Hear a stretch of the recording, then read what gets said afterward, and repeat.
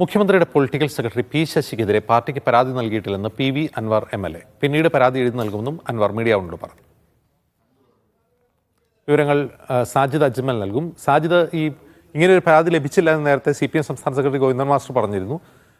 എന്തുകൊണ്ടാണ് അദ്ദേഹം ഈ ആദ്യം നൽകിയ പരാതിയിൽ പി ശശി ഒഴിവാക്കിയത്?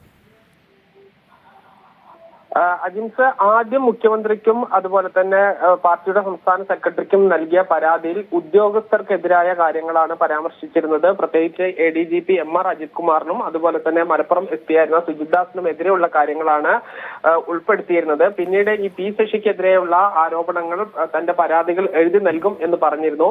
ഏറ്റവും അവസാനം ഡൽഹിയിൽ വെച്ച് ഈ പരാതി കൈമാറി എന്ന തരത്തിലുള്ള വിവരങ്ങൾ ലഭിച്ചിരുന്നു. പക്ഷെ അദ്ദേഹവുമായി ബന്ധപ്പെടുമ്പോൾ പറയുന്നത് സീതാറാം യെച്ചൂരിയുടെ മരണവുമായി ബന്ധപ്പെട്ട് താനും അതുപോലെ തന്നെ പാർട്ടിയുടെ സംസ്ഥാന സെക്രട്ടറിയും ഉൾപ്പെടെയുള്ള നേതാക്കൾ തിരക്കിലാണ്. ഈ സമയത്ത് അത്തരമൊരു പരാതി നൽകുന്നത് ശരിയല്ല. അതുകൊണ്ട് പിന്നീട് തിരുവനന്തപുരത്ത് വെച്ച് പാർട്ടിയുടെ സംസ്ഥാന സെക്രട്ടറി MP ഗോവിന്ദൻ മാസ്റ്റർക്ക് പരാതി കൈമാറും എന്നുള്ളതാണ് പറയുന്നത്.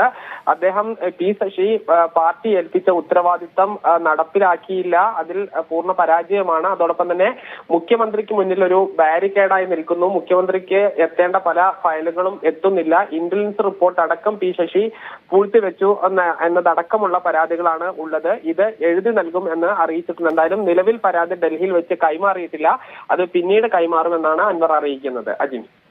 ശരി സാജി.